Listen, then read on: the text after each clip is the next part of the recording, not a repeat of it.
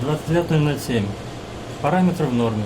Это пока о параметрах и показателях датчиков докладывают операторы теплосетей. Совсем скоро тепло, точнее его подачу, будут регулировать умные котельные. Пилот для Казани планирует реализовать уже в этот отопительный сезон.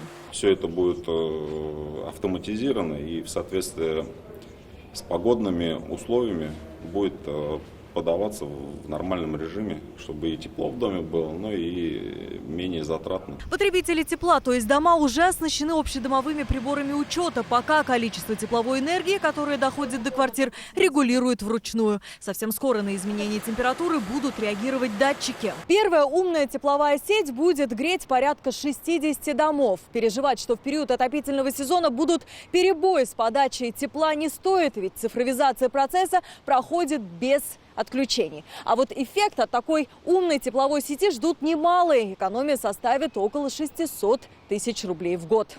Это только с одной котельни. Они не только станут умными, но и закольцуются. В Казани будет создано единое кольцо теплоснабжения. Это 12 крупных котельных Советского и Приволжского районов. В перспективе надеются, это позволит снизить затраты на тепло. Мы имеем возможность работать на потребителей от нескольких источников, от одного источника, от двух источников. Мы имеем возможность в летний период выводить из работы часть источников. Да и светить Казань станет ярче и дешевле. 20 тысяч светодиодных ламп появится в столице до конца года. Это треть от плана. Алия Хайрудинова, Вадим Илларионов, ТНВ, Казань.